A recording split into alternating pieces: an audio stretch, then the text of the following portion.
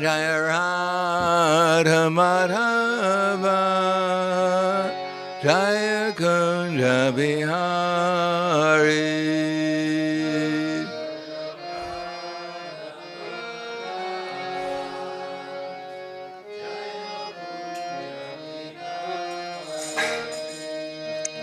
Jaya Radha Madhava Jaya Kunja Bihari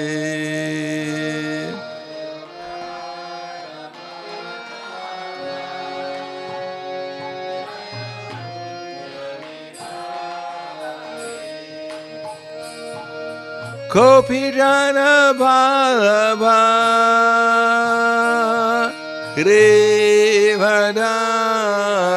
Grivadari Jaya Grivadari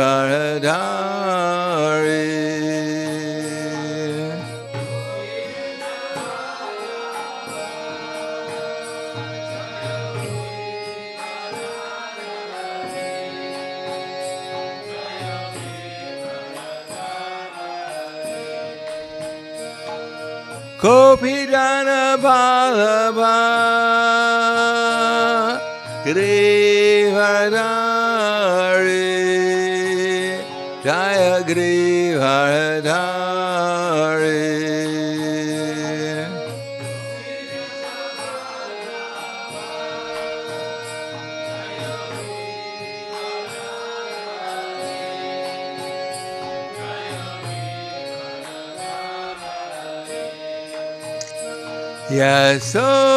Yasodanandana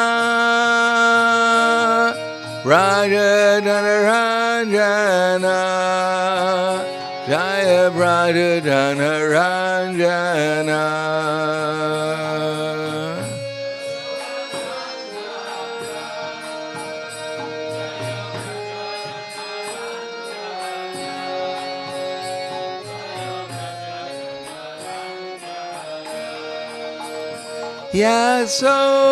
Yasodanandana Rajadhanaranjana Jaya Rajadhanaranjana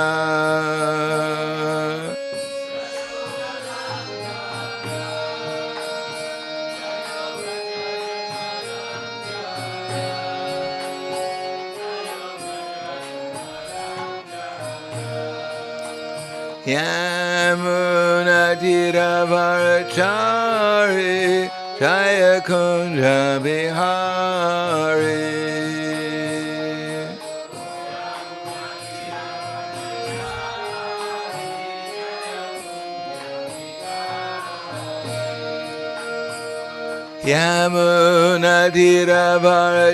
Yamunatiravarachari Jaya Kunja Bihari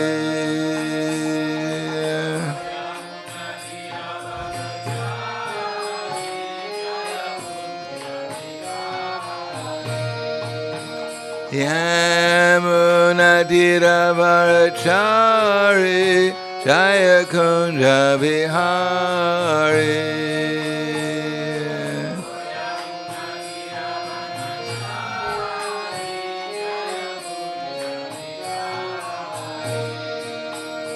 Radha Madhava Jaya Kunja Bihari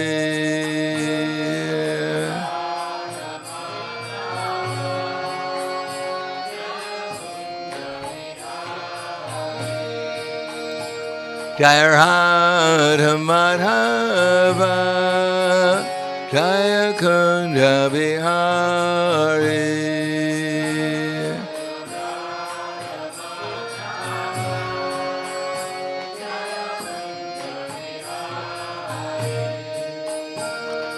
Kopijana Bhalabha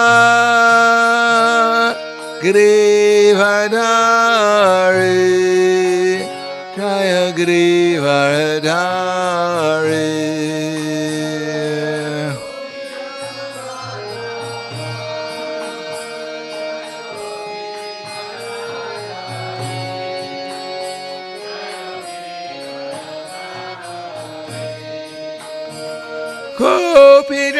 Vallabha Grivadari Jaya Grivadari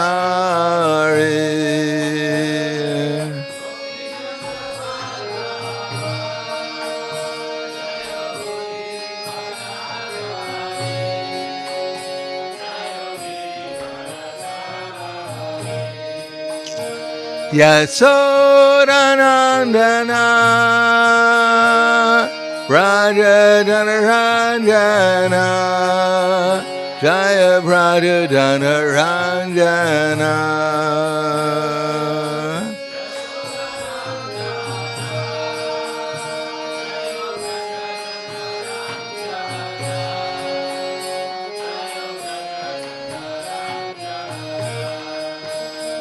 Yasodanandana Rajadanarandana Jaya Rajadanarandana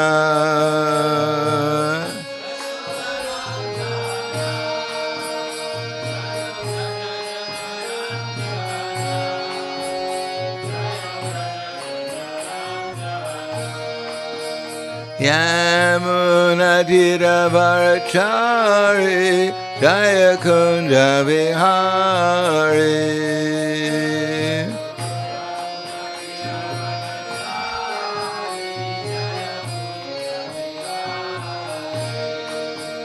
Radha Madhava Jaya Kunda Vihari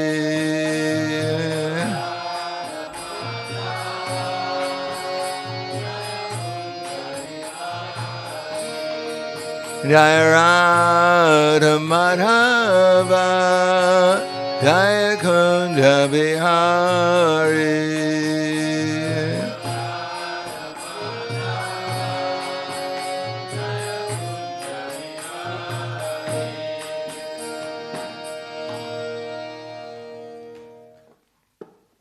Jaya Om Vishnupad Paramhansa Brahmadakacharya Asadhara Satushi Shriman His Divine Grace Shalasi Bhaktivedanta Swami Raj Srila Prabhupada Ki Jai Gaur Premanande Haribo Slava Zabrani Bhaktam Slava Shri Guru Shri Garangi Om Vishnu Vidaya Krishna Prasthaya Bhute Srimate Bhaktivedanta Swami Tenamane Namaste Saraswati Deve Gauravani Vacharane Nirvishesha Srinivadi Paskyatyate Siddharne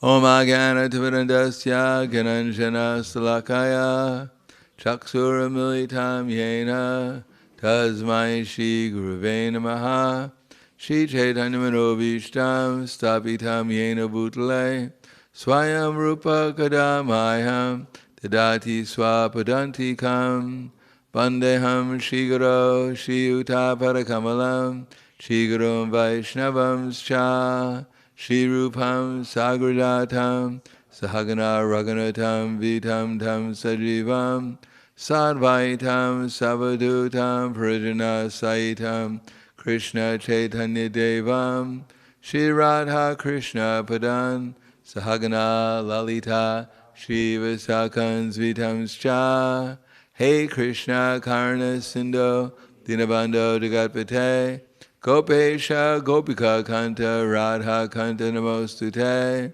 Tapta Kanchana Gaurangi Radhe Vrindavaneshwari Prishubhanu Sudha Devi Pranamami Hari Priye Vanchakapa Trubhyascha Kripa Sinubhyevacha Patidanam Bhavanebhyo Vaishnavebhyo Namo Namaha Shri Krishna Chaitanya Pranitinanda Shri Advaita Gadadhar Shivasati Gaur Bhaktivinoda Hare Krishna Krishna Krishna Hare Hare Hare Rama Rama Rama Hare Hare Om Namo Bhagavate Vasudevaya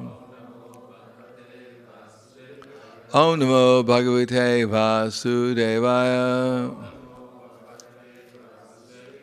Om Namo Bhagavate Vasudevaya Srimad Bhagavatam Canto 8, Chapter 12, Mohini Murti bewilders Lord Shiva text number 13. So you read 12 yesterday? He did 12, just only 12. Okay. Yena samohita. There's no purpose. I'll just read the translation. My Lord, we have come here desiring to see that form of your Lordship, which you showed to the demons to captivate them completely, and this way enable the demigods to drink nectar. I'm very eager to see that form. Would you like to see that form too? Text 14. Shri Shugovacha Evam Vyartito Vishnur Bhagavan Shula Panina Prahasya Bhava Gambiram Girisham Pratyabhasata Shri Shugovacha Evam Abhyartito Vishnur Bhagavan Shula Panina Prahasya Bhava Gambiram Girisham Pratyabhasata.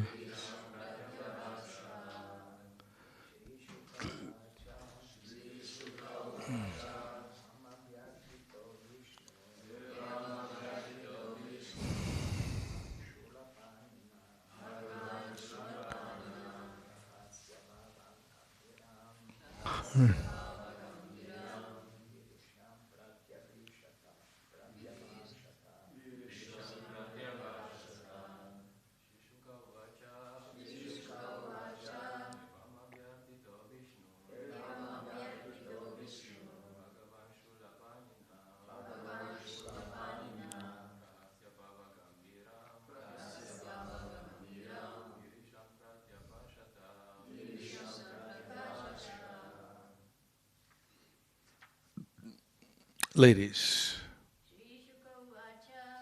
Kukavacha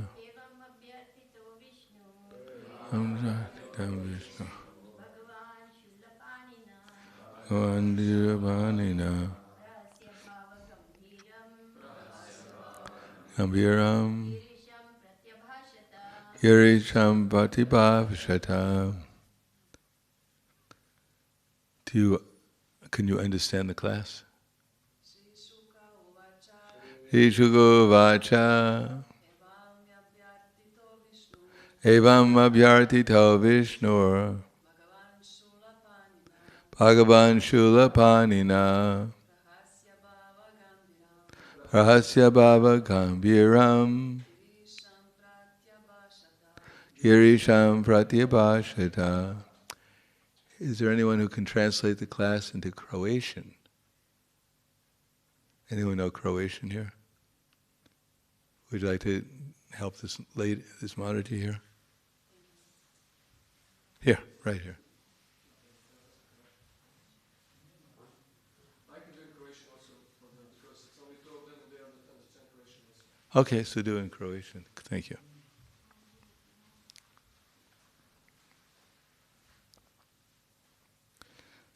It's hard enough to sit in class and listen to a philosophy. What to speak if you don't understand what it is?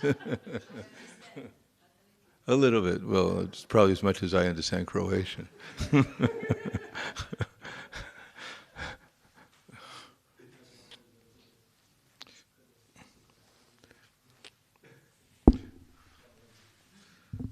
Shri Shugovacha. Shri Shukadeva Goswami said,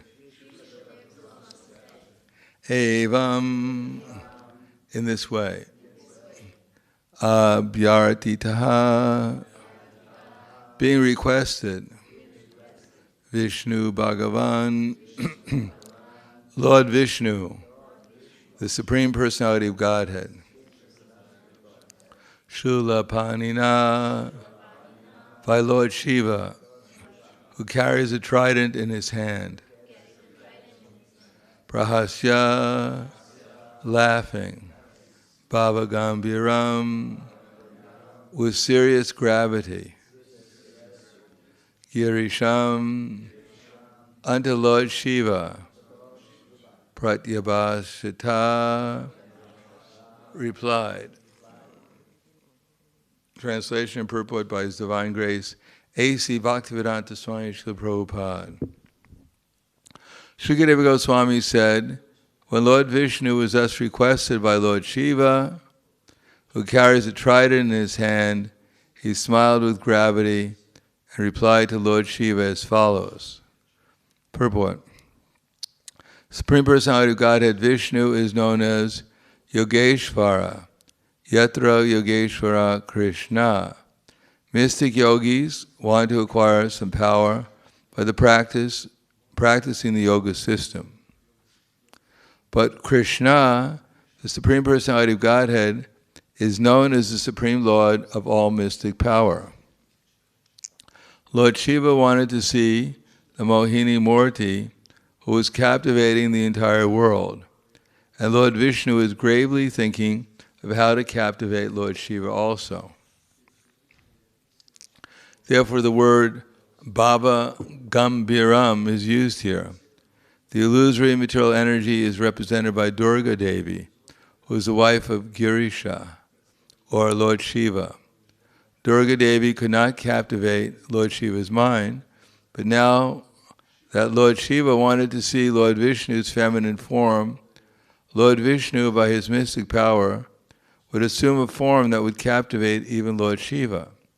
Therefore, Lord Vishnu was grave at the same time was smiling. Namo Vishnu Padaya Krishna Prasthaya Bhute Srimate Bhaktivedanta Swami Tinamane Namaste Saraswatam Deve Gauravani Pacharane Nirvishesha Srinivadi Paskyatyade Satarne. There are three aspects of gaining experience, and everyone exists for experience. No one's trying to exist in a void. We don't wake up in the morning and think, what it would be like to be in the void today? If we go to Prasadam and there's nothing there, and they say, well, today we're going to experience the void in Prasadam. See what it's like, the void in your stomach. So everyone wants to experience something. And generally speaking, we want to find out what would be the best experience. And we want to find out what experience can we have for as long as possible that would make us happy. If you go to the store and buy an ice cream cone, and they give you 1/100th of a scoop of ice cream and say, enjoy. We doubled the price today, but we're giving you a little less ice cream. Then people would be very disappointed. Because although we know ice cream has a beginning and an end, we would expect it to last a little bit longer than 10 seconds.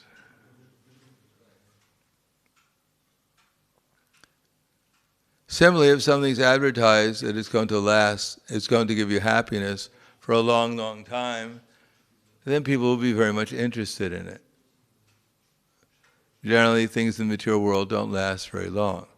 It's like they buy very expensive presents for children nowadays,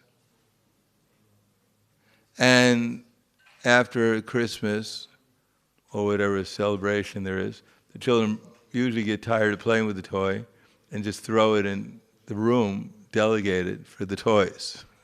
They need a whole room nowadays delegated for just toys, because the children rapidly get tired of them. Because there's not much juice, there's not much real nectar in playing with a dead plastic toy. Even if it's a cute rubber ducky, still it won't warm the heart up for very long. So everyone wants some relationship. If we can't get a relationship with a living entity, we ran down the list. This is my 15th marriage, didn't work out. Now I've tried pet dog, cat, goldfish. Now I'm down to my rubber ducky. Maybe I hope that at least we can have a nice relationship. It's always, whatever I say, it smiles. So it's so good, so far so good. So people want a loving relationship that lasts forever, and therefore astrologers usually make a good living.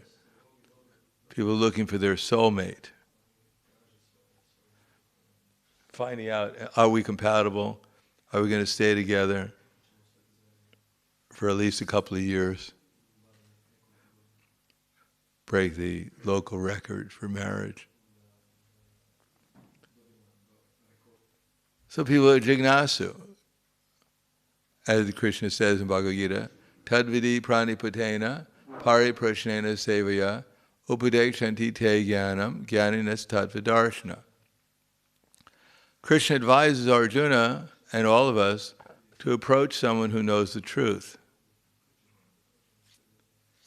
Now everyone's going to approach someone, mahajno yena kata sapanta.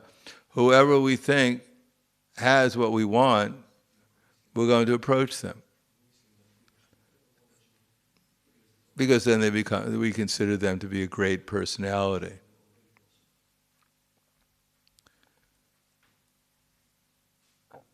Tarko apratishta shutiya vibhina nasavarishir yasya nibhina. There may be many different ways of trying to ascertain what reality is. We may argue with each other about reality, but generally speaking, most people are not trained to accept good arguments nowadays. They're trained to defy good arguments. They've been trained in voidism, impersonalism, and materialism, which has no real standard of truth. And therefore, arguments go on unlimitedly, without any conclusion. Because people have been trained in what's called empiric science, so-called science, which means whatever your sensors tell you, that for you, that's your reality. And that's all that counts, is what's real for you. There's no objective reality. There's only pratyaksha, your experience. And if you have any brain left, then you may have anuman, you may try to figure out on the basis of your experience what reality is. But there's no shabda, there's no standard of reality. Krishna forbid that you believe in Krishna. If you enter into university and you actually believe in God, then you won't be able to finish your course, because everything you'll do is wrong. Your whole philosophy is wrong. And modern education is meant to correct that philosophy. So you give up the idea that there's any standard truth. The Bhakti-Vedanta College in Radhadesh, the students there, the first few years, because they were connected with the college or university, first few years they wrote their essays, and the college more or less forgave them for all their fanatic writing, belief in there's a truth. But the third year, fourth year, the college couldn't tolerate it anymore and said that you can't graduate and get a degree from our college if you have this fanatic philosophy, like there's truth in the world. There's something other truth other than the one that you create for yourself. Therefore, if you inquire from such people, jignasu, if you're inquisitive from such people, you won't learn anything. Actually, you'll learn ignorance. You'll get misdirected. And everything will be just a waste of time. Your life will end in frustration. Although they may give you so many toys to play around with, so many honors and things like that, but after a while, even those things will become a little bit disgusting. So Krishna says the formula is submission. People are submissive, not to the teacher, not to the subject matter, but to the money, that's the carrot that's dangling before them, hoping that by their education they'll be able to reach the carrot. The donkey will reach the carrot, carrying the heavy load of books, education, job, family, so many different things. The donkey's carrying this very, very heavy load, and he has a carrot sticking in front of him, thinking that if I take one more step, then I'll be able to reach the carrot, and I'll get what I was looking for. Bliss, carrot heaven. But every step he takes, the carrot advances one more step also. So he never gets the carrot heaven. Except at the end of the day, the washerman takes the load of wash clothes off his back and allows him to reach down and get the grass beneath his feet to eat, and saves the carrot for tomorrow. Why waste a good carrot on an ass?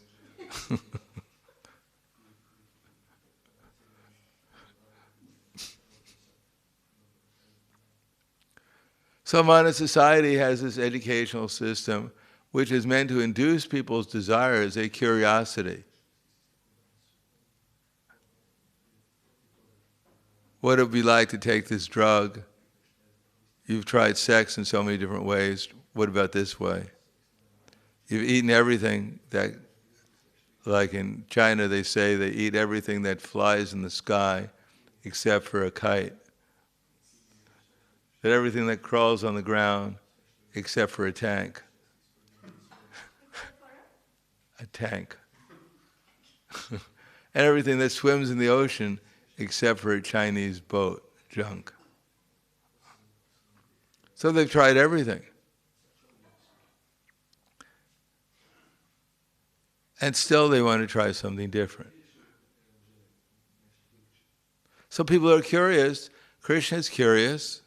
He wants new experiences all the time also, but he knows where real happiness is, and therefore he doesn't try to get happiness by squeezing dead bodies. His happiness is in the internal potency.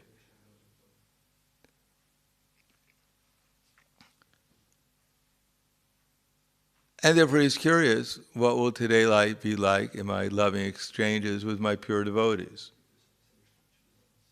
Krishna wants to serve them, increase his service attitude, his loving attitude towards them, and they want to increase their loving attitude towards him, and therefore every day is a new experience and ever increasing loving exchanges between Krishna and his devotees.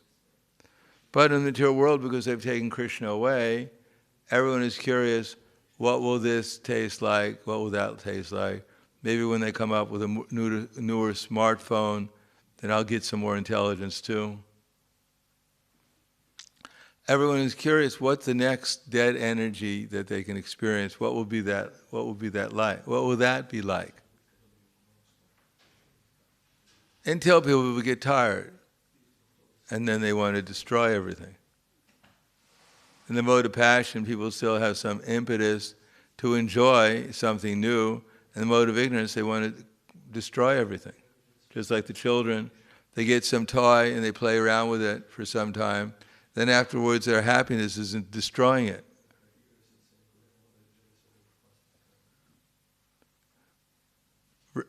Bhanusura, he had 1,000 arms, and he was the heavyweight champion in the universe.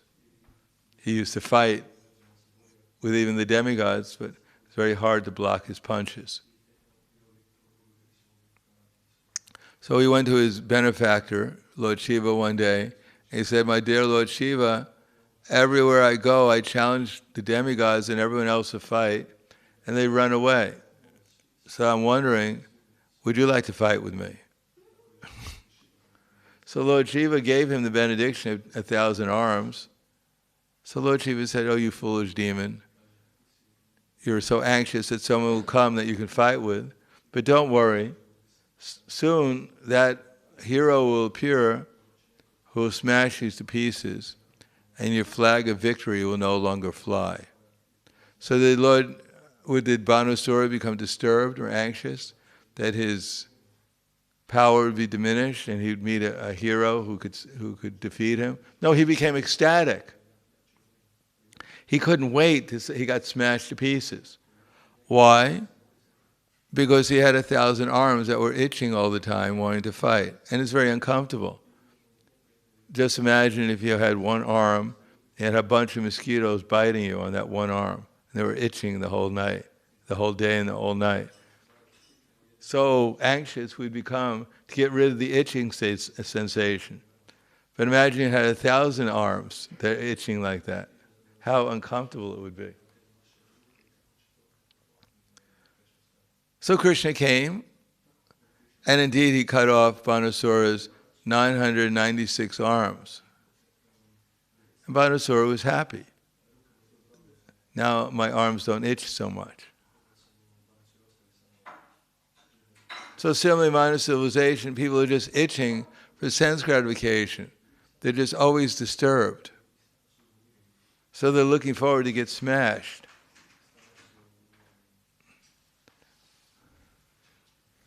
So they all these things that are disturbing them, all these distractions will be taken away and they can go back to feeling a little bit more peaceful.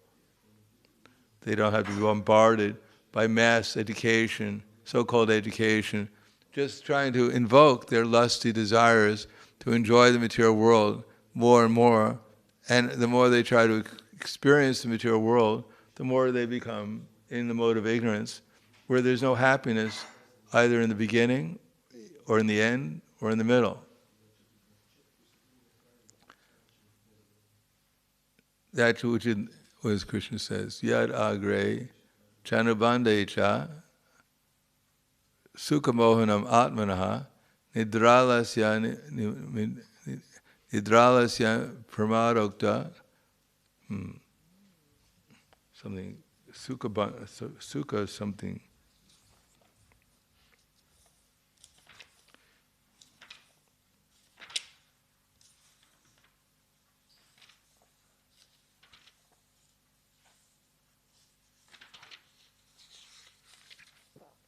Tat tamasam udaritam yadagre chanabande cha sukhamohanam atmanaha nidralasya pramadoktam tamasam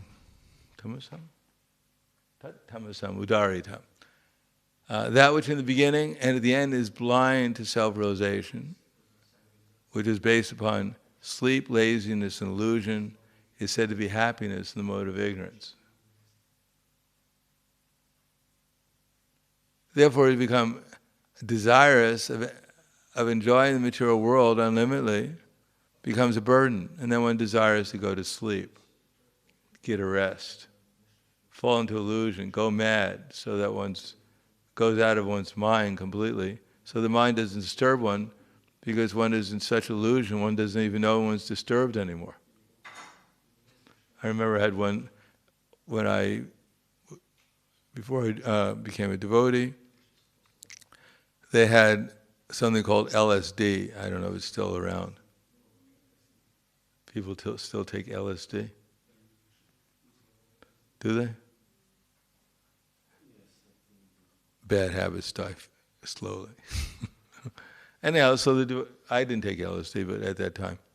But still, I had friends who were talking about the glories of LSD, how it sends you high forever. But they were taking it, they were coming down.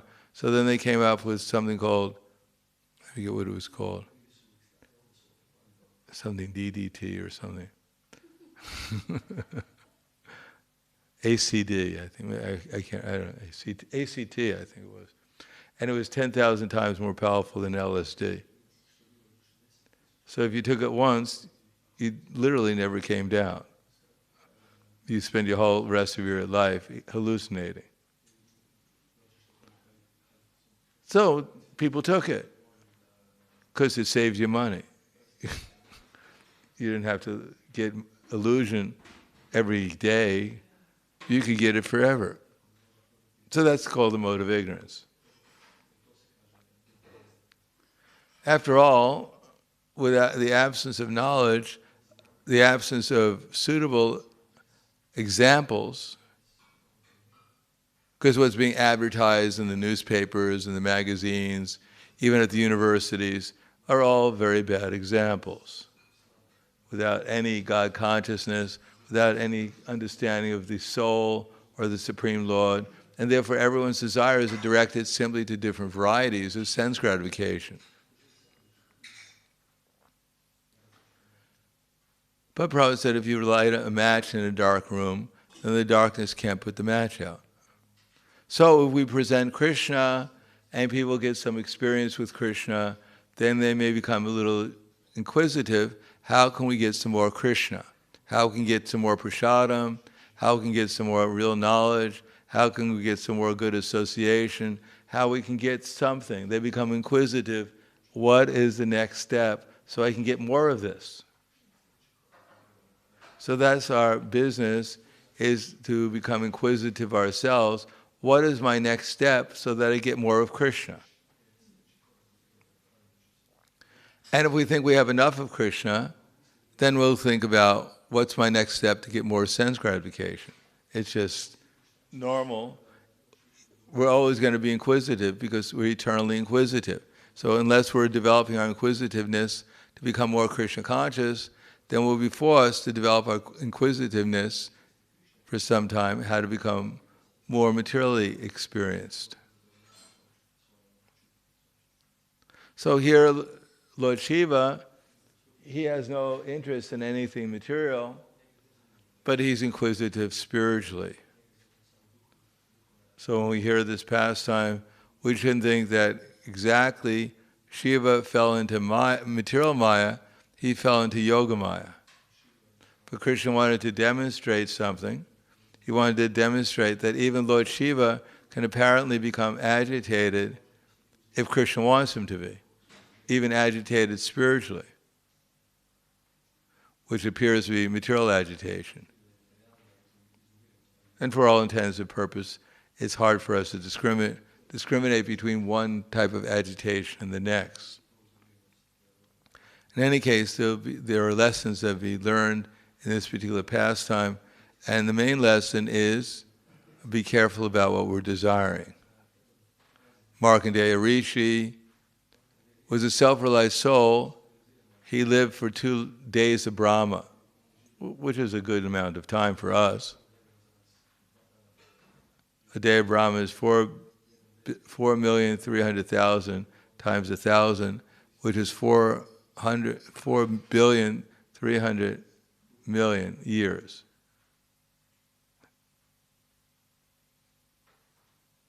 I mean, even if you had a birthday and they actually put candles on the cake, it would take them years to finish putting the candles on.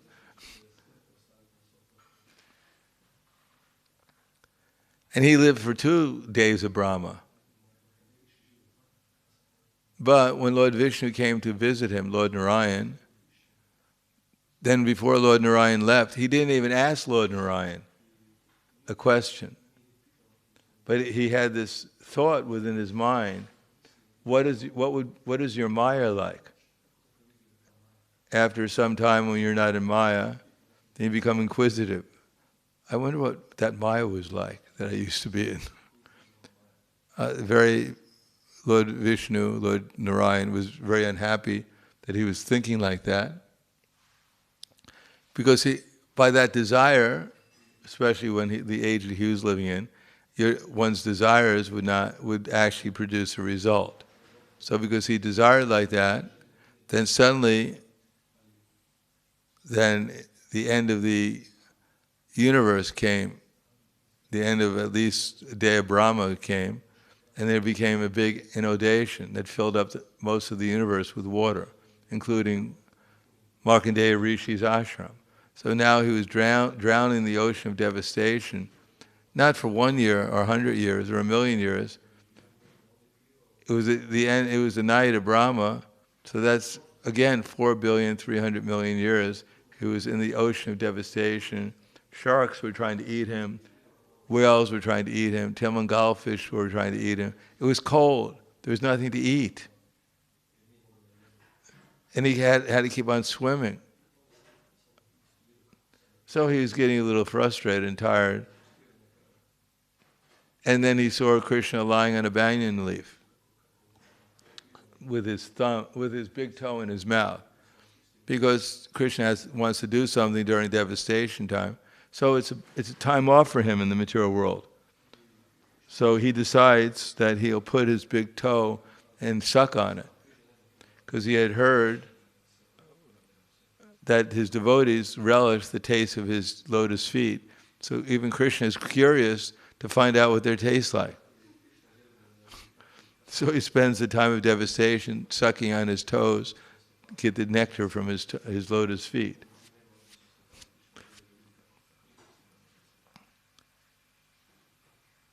And then, of course, when Lord Markandeya Rishi saw Lord Vishnu breathed in. Lord Vishnu actually was Krishna on the banyan leaf, breathed in, and Markandeya Rishi was sucked into his body, and then he was back in his ashram.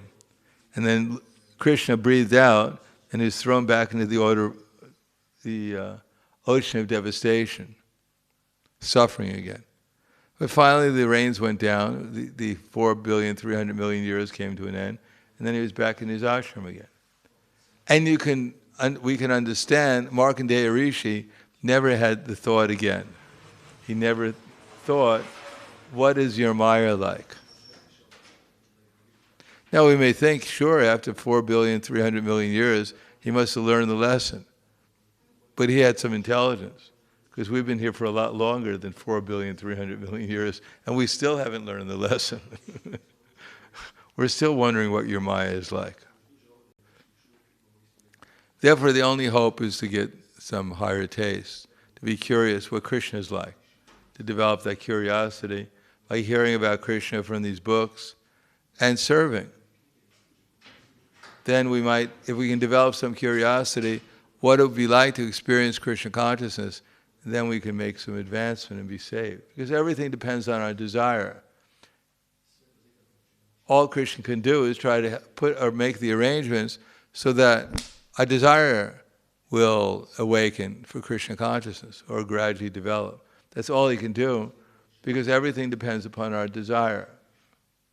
Krishna doesn't force us to go back to the spiritual world. We have to want to go back to the spiritual world. So that's the soul's desire.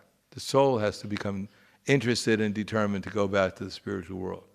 But if we're interested in so many other things too, along with that, then we might get a chance now and in the future to come back again in the material world and have the opportunity to perform devotional service, and also to find out what Maya is like in its different varieties. So until we develop devotional service to the extent we're not interested in Maya anymore, then we'll always have some inclination for so many other desires too, which can be problematic, or will be problematic. So I'll stop there. Thank you. Any questions?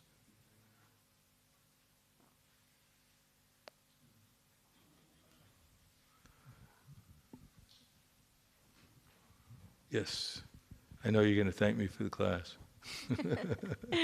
Yes, Guru Maharaj, I'm thankful for your classes. Believe me, I truly am. We hear over and over again that, the path of sense gratification leads to misery.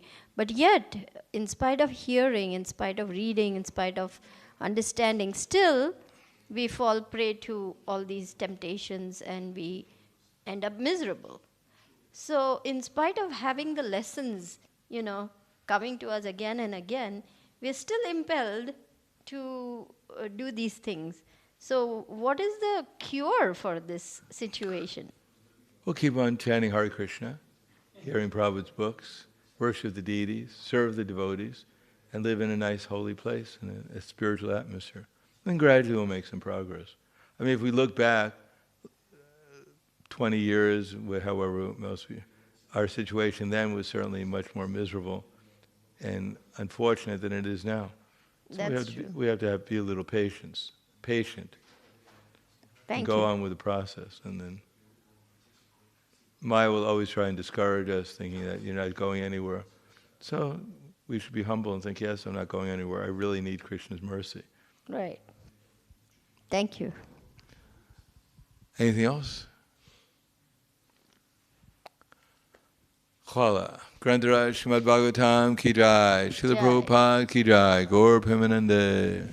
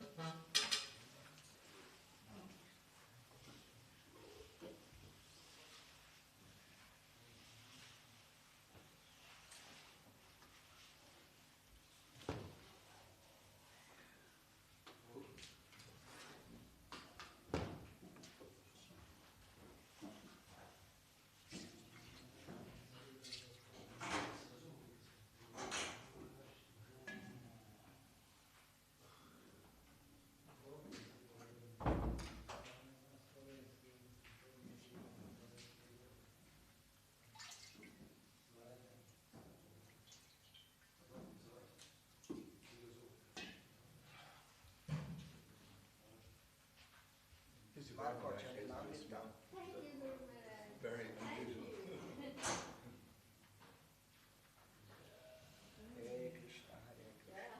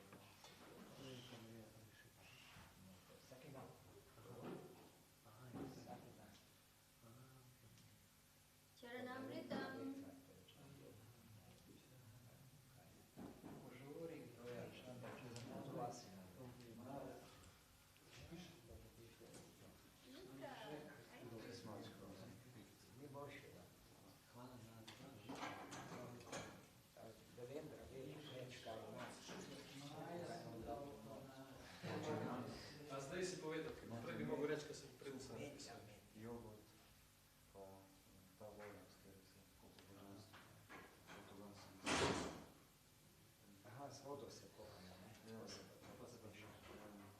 Most wonderful thing, isn't it? Yes, it is. Very auspicious to take it.